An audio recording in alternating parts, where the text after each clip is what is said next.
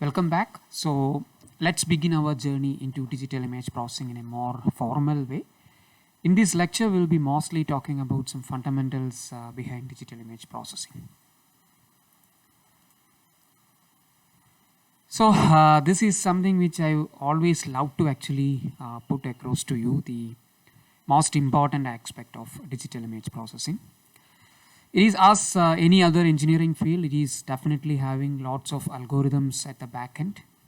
But most important aspect I would like to put across is this is one field which is strongly influenced or strongly uh, developed based on the human intuition or perception and analysis, right? Because as I said in the introduction lecture, most of the final decisions, whether my algorithm has improved the result or it has generated something meaningful, it is all judged by the human eye.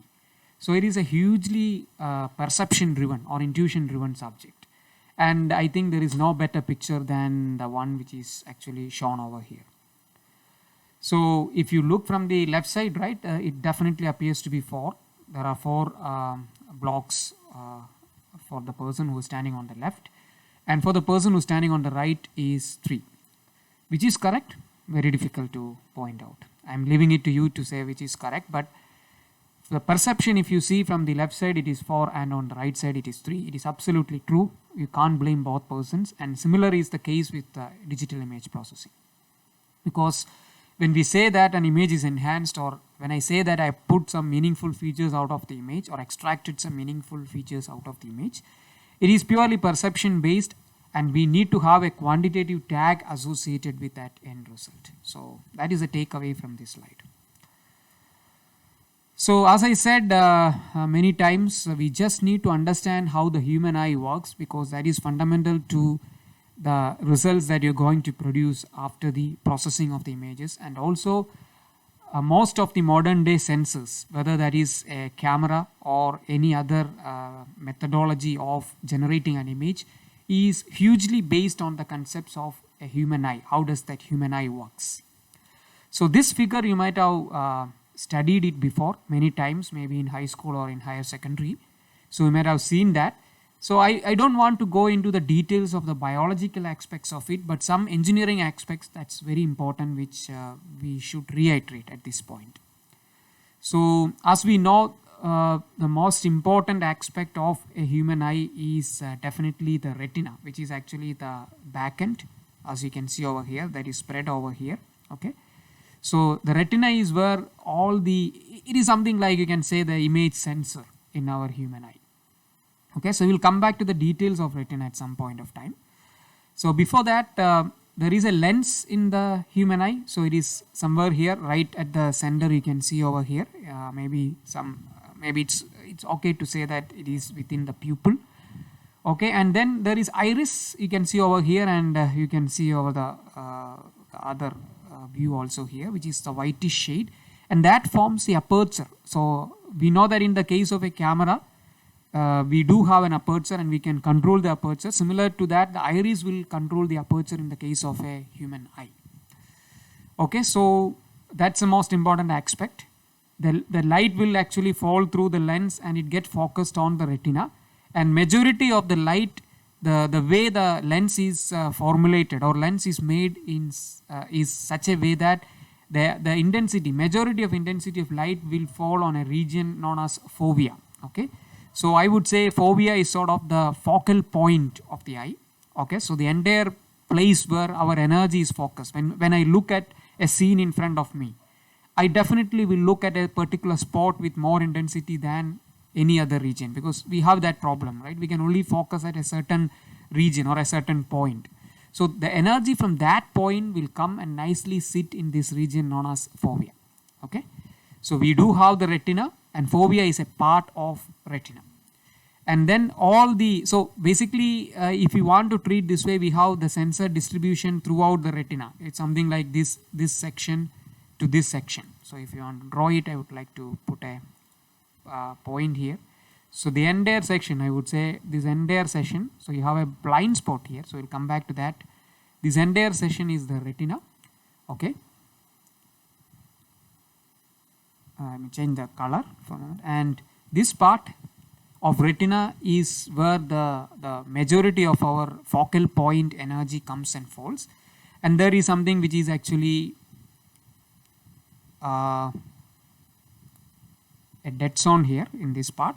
And the reason why it's a blind spot or there is no sensors here is because all these sensors, all the retinal sensors including fovea, gets connected to the brain, right, through the nervous system. So the nerves are actually starting from here, and that's the reason why this region is a blind spot.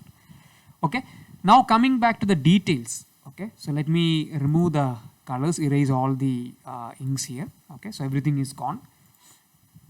Okay, so coming back to the concepts here. So the retina is actually built up using two types of sensors, I would say, rods and cones. Okay, so that is very, very important to visualize that way. Okay, so as I said, the majority of cones, which is actually the responsible thing for photopic vision or bright vision or the color vision, I would say, is concentrated in this region of fovea. Okay, and the remaining regions of the retina, they are distributed with something known as rods. Okay, so the rods are responsible for our scotopic vision or the low light vision. And the interesting aspect about this is that the fovea, whatever the distribution of cones here, they are individually connected to the brain through nerves. Whereas the rods distribution, the retinal distribution, is having many of them. There are much more distribution of rods than cones, and you can't connect every rod to the brain. So what they do is they have a multiplexed arrangement. So the nerves are multiplexed and connected with the rods, whereas in the case of cones, each one is connected back to the brain through individual nerves. And so that's a very interesting part of it. So you have a lot of sensors. To be exact, I think if we want to put a number across it, you can always cross check in textbooks. So there are around 6 to 7 million cones. Okay, so they are all focused somewhere here, all co-located somewhere here in fovea. 6 to 7 million cones. Okay, and there are around 75 to 150 million rods which are distributed across other than the region of fovea. Okay, so 75 to 150 million rods are distributed across the retina other than the region of fovea, and of course this region of blind spot. Whereas the 6 to 7 million cones are co-located in the region of fovea, and the rods are responsible for the night vision or the low light vision, and the cones are responsible for the photopic vision or the bright light vision. Okay, and the other thing is that only 6 to 7 million cones are there. They are individually connected to the brain through, using nerves, whereas the rods, which are 75 million, let's say, they are multiplexed and connected to the brain. Okay, so nothing much to really get so much interested about here, but just wanted to tell about the structure of a human eye. And this is where it is actually all the modern day sensors are sort of built on the basis of the physics of this arrangement of a human eye. And on average, the distance between, or the what you call the depth of human eye, we can say it's on average around 20 mm. Of course, it varies from person to person, but on average it is 20 mm. So that means there is a 2 centimeter sort of distance between the lens and the focal point. Okay, so that is important. And in the case of a camera, let's say a modern day camera, you can actually adjust this distance, right? The focal distance can be adjusted by the optical zoom in your camera. But in the case of human eye, you can't really change this distance. But what it actually does is, this is more of a muscular, the lens actually, the distance within the lens is sort of adjustable by the muscular movement. Okay, so that is the beauty here. So the focus is adjusted by actually stretching or contracting the lens in your eye. So you might have observed that when you want to look at certain things, you have some sort of pressure on your eye, right? Sometimes. So that's exactly, the eyes are actually trying to do that, trying to have that focus correct. Okay. So let's move on. The problem with human eye, I would say, is actually it tricks you in many cases. So for example, in this picture, So if you see, there are the strips running across the image, but it becomes more visible at certain regions. So for example, in this shot, it is very much visible compared to this shot. In the background white, it is completely gone. So the problem here is actually, if you concentrate too hard, let's say if you concentrate too hard at a particular point, maybe if you go and concentrate at this region, you start to see the lines more visibly. So that is what I was telling about that photopic or the cons region and the rods region. So the problem is, the basic problem, I would say, as an engineer, if I want to think this way, the basic problem here is not all the sensors are connected directly to the brain. The sensors are multiplexed, right? So there is a chance of interpolation happening, because when there is multiplexing happening, you are not having the same time information from all the sensors. You're having time interleaved information, right? One sensor after another over time. So then there is some interpolation happening, and that could be one of the reasons why brain interpolates it and gives us this illusive feeling. Okay, so it's important that you understand that these concepts behind when you do an image processing as well, because perception is all about the illusion, and you can actually go back and see most of the image processing algorithms are based on this. So moving on. So this is an interesting chart. Okay, so you can actually see here the x-axis is basically the degrees is nothing but the location of the retina, I would say, because the retina was in this particular shape, right? So this is what it shows, and fovea is somewhere here. And let's go back to the chart. So everything is actually fixed based on fovea, I would say. So this 0 degree is the fovea, and then left side of fovea and right side of fovea is actually on the x-axis. And the y-axis here is basically the number of rods or cones per millimeter square. Okay, so that's an interesting measure. You can see that. So I was talking about there were around 6 to 7 million cones, right, and remaining all rods, right, and 75 million rods I was saying. So this actually sort of shows that distribution. So as I was telling the previous chart, the cones, the distribution of cones, all of them are located around the fovea. So that is this region. Okay, so and then the rods are distributed throughout the retina. Okay, so you go from 80 degrees to the left and 80 degrees to the right, you get the distribution of the rods throughout. And there is a blind spot here. And what was the reason for the blind spot? Yeah, so blind spot was the place where the nervous system to the brain was going, right? So some space is reserved for that, and that is essentially blind spot, which physically means that there is no distribution of rods or cones in that region, 0. Okay, so you can see over here. And the cones, majority of them are located in the fovea. And again, going back, I'm just reiterating the same. So cones are responsible, or the fovea is majorly responsible for the photopic or the bright light vision, or some people call color vision, and the rods are responsible for the night vision. Okay, so this is how the eye as a sensor actually is made of. Now, how is image formed? Okay, so how eye as a sensor works. So that is also interesting to see that, right? So let's see, I have a tree over here which is sort of 15 meters tall, and it is actually located around 100 meters away from me. Okay, so I am standing 100 meters behind the tree and I am focusing on the tree. Okay, so that's what happening here. So what happens actually is, of course, the sun rays will fall on the tree. Okay, so tree is illuminated. That is important, because when there is no light falling on the tree, you won't be able to see the tree. So it's very clear. So there is something which is illuminating the tree, and of course the biggest source of energy is sun. It illuminates the tree, and then the lights gets onto our eye through this way, right? So let's say the top part of the eye, top part of the tree gets focused through the lens. So you have the lens over here, and then it goes and sits over to the retina. So it is here. So in this case, it probably is the foveal region of the retina. And similarly, the bottom part of the tree will go through the lens, gets focused in this region. And as I was telling, roughly the total length of eye is around 2 centimeter or 20 millimeter. And let's say roughly the distance between the sensor and the basically the focal point or the foveal region is around 17 mm.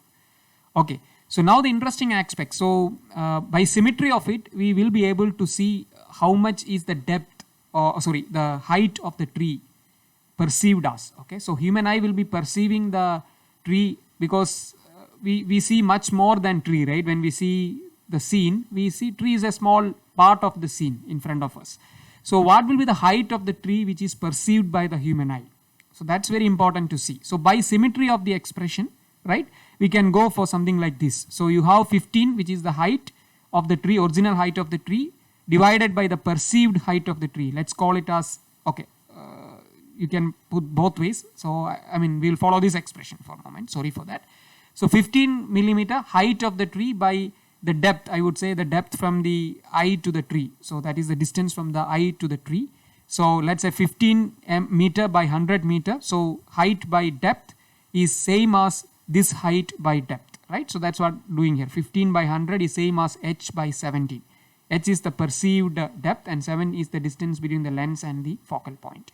And you can easily calculate that to be around 2.5 mm. Okay, so this 15 meter is perceived as 2.5 mm inside our eye. Okay, so this is something like mapping, right?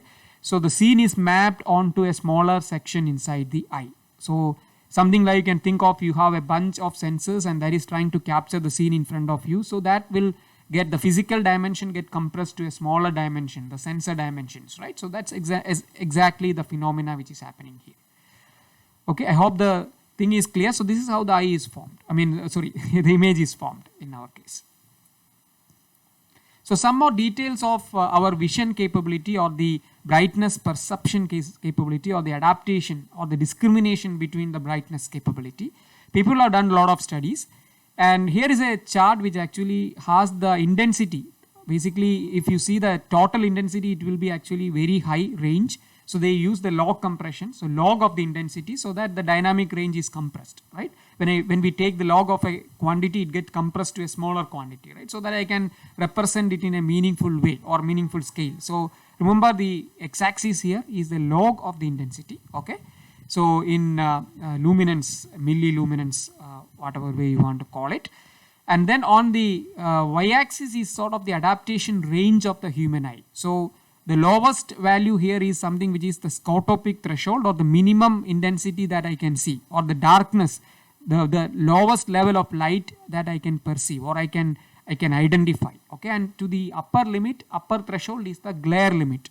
It's something like when you look directly at the sun, there is a limit, right, to the intensity which we can accommodate. So that is the upper limit. And so this is the dynamic range of human eye, and that is actually pretty high, I would say. Okay, and so we will be, I mean, as a human, we are able to see from this range to this range. There is no doubt about it. Okay, but the problem for us is actually we can't see the full range at the same time. Okay, so please note that our dynamic range or the capability of the human eye as a sensor is quite high. We can see extremely in the dark region and extremely in the bright region. That range is pretty high, but we can't see the dark and the bright region, all the details at the same time. There is a certain range to which our human eye adapts, and that is what actually is shown in this. Okay, so this is the adaptation range. So for example, if I am seeing some scene which is having an intensity level which is exactly here, the eye can able to distinguish things within this region. Okay, so anything above gets saturated and anything below will get sort of thresholded. You won't be able to adapt to that. So human eye adaptability is only within this range. Okay, so that's a very important aspect to notice it. So the chart, I mean, if you want to analyze this chart as an engineer, two things are the takeaways. One is like the dynamic range of the human eye is pretty high, no question about it. Second point is, even though the dynamic range is high, at a certain point of time with a certain intensity, I can only perceive some small changes within that intensity. There is a limit. After that, it's not distinguishable. That's a takeaway point. Okay, and another thing you can oversee the vision, our scotopic vision and our photopic vision, or the dark night or the dim light vision and the bright light vision has two separate curves, which is also, all these plots, by the way, are experimentally proven. Over maybe thousands of people, they have measured it, got their feedback and plotted this. It is not like something based on a hypothesis. These are actual plots which is averaged over several human beings. Okay, so our vision on the dark region is following this sort of a trend. Okay, and the bright vision or the photopic vision is following this sort of a trend. Okay, now people have done some interesting experiments, okay, just to determine this adaptation range. Okay, so you have a given intensity range, how far you can distinguish. That's a very interesting experiment. You can try it at your home also. So what you need to do is very, very simple. Let's say you have a scene, okay, and it has a background intensity, which is I. Okay, so let's say some intensity level you have. Let's say it's a gray color region, entire gray color region. You have a small circle here, circular region here. You vary the intensity within that, delta I. Okay, so I plus delta I. And delta I is slowly varied. Okay, so maybe initially the entire region is of the same intensity as I. Now inside the circular region, I'm adding a small incremental intensity of I. So you can immediately see where you are able to distinguish between I and I plus delta I, right? So so maybe I'll repeat it again if I'm confusing you, repeating it again. Let's say I start with the entire region having a single intensity I. Now I'm going to vary within the circular region only the intensity by adding incremental values to I. Okay, so I start with a small increment to I, another increment to I, another increment to I. At certain region you will be start distinguishing between the circle and outside. Okay, so that is this point. And then you keep on increasing. After some point you will see that you perceive that the intensity within this region is not changing at all, and that is actually this point. Okay, so this is how the experiment is done. Now this is again due to this experiment, they have a chart like this. So in here the y-axis is nothing but the ratio of delta I by I, again low compressed because that ratio is pretty high, and you low compress to have the entire range of I, because we know that the I range is the range of I is quite high, right? So sorry for that. So the range of I is quite high, right? So in that scenario, essentially what happens is actually this. So maybe I should give a number because all of us are engineers. I should not talk in the air. So the range of light intensities, that means this range to this range, if you take it without log, okay, it is to the order of 10 to the power of 10. Okay, so the total range, if I say this minus this will be coming to the order of 10 to the power of 10, and that is a huge range which is very difficult to express it, and that's the reason why we put a log of intensity here. Okay, and then probably this ratio also, this range is quite high, so you are going to take log on both axes so that it gives us a meaningful result. Okay, now let's analyze this result. So the y-axis is basically x-axis is basically the intensity, and the y-axis is basically the ratio of our perceived change to the original intensity, sort of a normalized perceived change, I would say, because my thing should not be dependent on the original intensity. What I am trying to measure is the change in perceivance because of the change in intensity, not a factor of intensity. So to avoid that, we are having this ratio, which is commonly known as a Weber ratio. Okay, so if you observe this carefully, okay, what interesting fact that we have is the low intensity, that means the dim region or the dim light scenario, the dark light scenario. Let's say I'm in a dark room. Okay, so what you have, this ratio is very high. That means my distinguishing ability is very, very small. So the high value of this ratio essentially means, right, high value of this one, that means actually my distinguishing ability, I can't really distinguish the small changes that fast. It's obvious, right? If you go to a dark room and it's not very easy for you to actually distinguish the intensity of certain objects in that room, right? It's very difficult.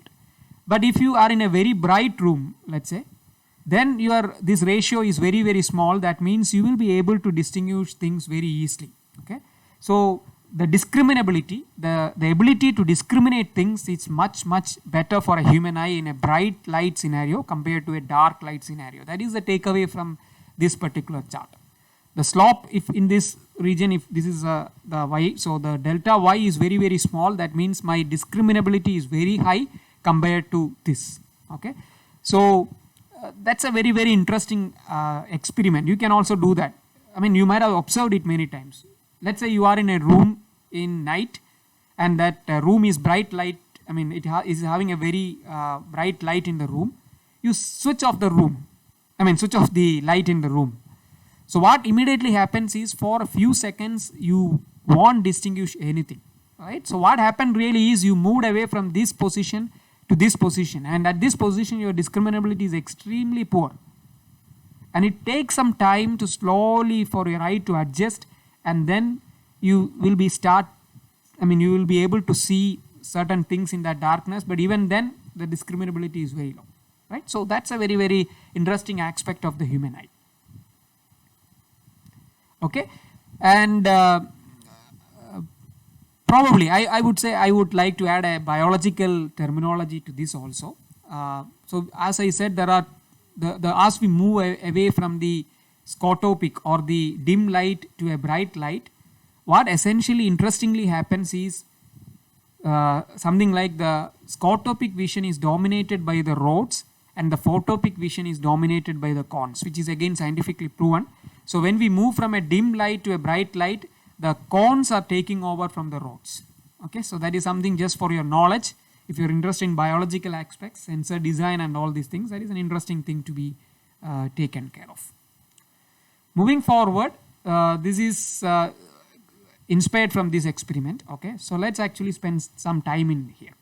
So what essentially happening here is actually you are varying the intensity in certain blocks. So you have a lower intensity here, which is actually shown. So lower intensity in this region, okay, some constant intensity throughout. After that you increase the intensity suddenly. Okay, so this region is having another intensity which is corresponding to this level. Then another higher intensity, another higher intensity, another higher intensity, and highest intensity here. So you are actually increasing the intensity when I go from left to right in gradual steps. Okay, and this is actual intensity variation. But if you see us human eye, it doesn't perceive like this. It perceives something like this. So what happens essentially is when you move from left to right in this image, at these junctions where the intensity is changing, you feel that this region is having a lower intensity. This particular junction just before the thing, you have a lower intensity, and immediately as you move to the next intensity, there's a peak in intensity. You can perceive that in this region maybe, or in this region you can see that. As I go from left to right, let me just put pen there. Okay, so I go from here, right? This part is having a dip in intensity.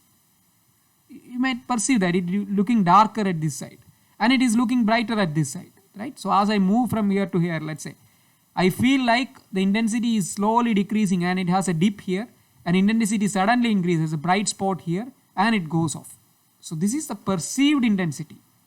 The actual intensity is this. You can do this experiment at home in Python or MATLAB. You can create something like this and then make it full screen and then observe it. You will see that actual intensity is like this, but the perseverance, what human eye is perceiving, it is all intuitions happening in all interpolations, all those things happening in human brain makes us believe that there is a decrease in intensity and an increase in intensity, something like this at each of the transitions. Okay, so this is exactly happening when we switch off the light immediately, and it takes some time for us to settle down. Okay, so everything is related in that sense. Okay, let me clear off. Okay, so now I move ahead, the same experiment, if I do it in a different way. So here what happens is the background is changed. Okay, the background is changed, but for your irony or for your worry, the inside square, these things are having the same intensity. Okay, so very interesting, right? So background is changed, but the inside square, the intensity is exactly same. So here the background is having black, slightly intense gray, slightly light gray, but the inside of this is all same. Now I would like to ask a question to you. Okay, so I will put it actually in the quiz. Okay, so in this slide number 8, you are seeing these 3 squares. Okay, So one having a background of dark, one having dark gray as the background, the other one having light gray as the background. And inside the gray values are same, but for your human eye, this looks lighter, right? This looks lighter compared to this, right? So if you want to put things, so basically, sorry for that. This, right? And if you compare these two, obviously this looks darker, correct? And this looks brighter. But unfortunately, that's not the case. All of these three inside or inner squares are all same color, but we are perceiving it as one as dark and one as bright. Now my question to you is, which is the actual color? In these three squares, which of the inner squares are having the actual gray? I don't give you the answer now.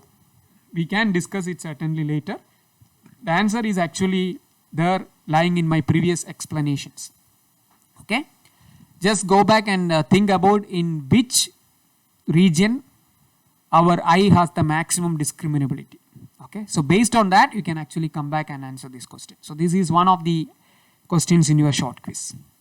Okay, so let's move on. So again, an illusion. Please remember the background is only changing in these three. Inside squares are all having same color. These illusions you might have seen, so I don't want to really spend a lot of time in here. This type of illusions you might have seen many times. So here you really don't have a square, okay? So you feel like there is a square here, right? But you really don't have a square there. It is created by these 4 circles, or I would say it's not full circles, so 3 by 4 quarter circles, right? Yeah. So this square here is actually created by an illusion. It's human eye which is actually creating that illusion of a square here which is non-existent. Now the interesting aspect is that if you focus at this point, if your fovea is asked to focus at this point, you will see that the square is slowly disappearing, right? So that is the illusion of human eye. Similarly, there is no circle here. It is created by illusion of arranging all the lines basically. You feel like there is a circle here. Interesting. Another interesting case, both these arrows, okay, both these arrows are having the same size. But you feel like this arrow is shorter than this arrow only because the shape of these arrows is reversed here. So because of this shape is reversed here, you feel like the length of these two lines are different. Oh, too much of illusion. Similarly here, all these lines, this line, all these lines are parallel, okay, but because of those stripes, which is erasing, because of these stripes, you feel like all of them are not parallel. They are just crisscrossing each other, and you feel like they may intersect, this line and this line may intersect at some point, but unfortunately will not, because they are parallel lines. And if you ignore all these vertical or these lines which are crisscrossing, if you concentrate on these lines alone, you may be able to see that they are parallel, okay? But unfortunately, human eye can focus only at one point, and it's difficult to focus at multiple points, and you can't really visualize that. Okay, so these are illusions created by human eye because of our interesting distribution of fovea, cones, rods, etc. Now let's go and see some of the terminologies in the digital image processing, which is important because we talk about a lot of terms, right, going forward. So it's important that we are all on the same page, and if you want to really work in this field, you should be understanding and using these terminologies in the correct way. So let's start with the propagation, how things are propagating and image is formed. Okay, so we definitely knows that there is a source of light, right? In our case, the most beautiful source is of course the sun, and it generates some energy. So then that energy is coming out in the form of light or photons, if you are really curious about physics, right? And photons are measured using some terminology known as radiance, right? And you can actually see over here, it is a factor of wavelength lambda, okay? And if you want to measure that radiance, you will see that at certain wavelength it is the highest, the intensity is the highest, and it reduces on both other sides of the wavelength. So this is not measured radiance, this is the perceived radiance, as perceived by a human eye. Okay, so that's the interesting part. Okay, so certain intensity of light is having the maximum perceived intensity compared to other wavelengths. And why this is happening? Can somebody tell me why this is happening? Please think about it. This is happening because eye itself is a filter. Okay, so eye itself is acting as a filter, and it filters some energy, both low and high wavelength or frequencies, and it only maximizes certain frequencies. So any filter does that, right? What is a filter? Filter actually allows to pass some frequencies through, it blocks other frequencies. So it will definitely have a response something like this. So it's a band pass filter, right? Our eye is a band pass filter. So it's a very interesting aspect. So that's something which is, I don't know how many of you thought about it. Okay, so the sun may be having lot of radiations, right? It has infrared, ultraviolet, everything, but our eye rejects all these. And all these rejections are actually happening because eye is acting as a filter. Now, there is a problem also here, because ultraviolet, for example, you can't expose your eyes to a lot of ultraviolet because the filter is rejecting them, and as we know, there is the conservation of energy, right? Nothing created, nothing destroyed. So everything will come as a heat energy, and it will badly affect your eyes. That is why people say that you should not look at the sun directly during a solar eclipse, because there's a lot of this harmful energy released during that time, and your eye tries to block it, which creates a lot of intensity in the form of heat and may damage our eyes, because we can't, there is no cooling system that can help you there. Okay, so that's one thing. So radiance is perceived as something like a band pass effect here, and then this goes to human brain. Okay, it definitely goes in a linear fashion. Remember, eye is an analog device, there is no digitization happening, so whatever is coming here is directly given as a linear factor to the human brain, and then it is where human brain there is some non-linear processing happening. Okay, so human brain perceives it as brightness. So radiance is what eye perceives, luminance is what the entry point to brain perceives, and brightness is what the brain perceives as a result, and there is a huge non-linear effect. Okay, so this is a graph which shows the relation between the luminance and the radiance, which is perfectly linear, there is no problem there. But this is the graph which shows how brain perceives, the brightness perceived by the brain compared to the incident light on the brain, or incident light on the eye, I would say. Okay, so this is highly non-linear, and that is why we get saturated after some point of time. We can't see brightness beyond some point of time. Okay, so this is something like this. So this is just terminology. I just want that if next time you hear the terminologies like radiance, luminance and brightness, this is what exactly it means. Okay, so far we actually talked about lot of things, right? Lot of generic things. We talked about the breadth of image processing in the first class. Then we talked about the eye, how is eye structured. Eye essentially has something like a lens, then a retina. A retina is distributed with lots of rods and cones. Cones are all concentrated in one region known as fovea, and they are responsible for the bright vision or the photopic vision. Rods are distributed throughout the retina. They are responsible for the dark or the dim light vision or the scotopic vision. Then we talked about how eye fools us, how our dynamic range is. We have a huge dynamic range to the order of 10 to the power of 10, but unfortunately there is a discriminability range which is very small, and the discriminability range is very small in the dark light or the scotopic region compared to a photopic region. Okay, so all these things were really just to make you like warm up to certain things, and the real journey is about to start now. Okay, so that we will cover in the next lecture. Thanks for joining, but definitely go through the quizzes. That will help you refresh the ideas. There will be some interesting questions there. Try to answer that by yourself, or you can discuss. I don't have any issues. And we will start our real journey into digital image processing in the next class or the next lecture. Thank you.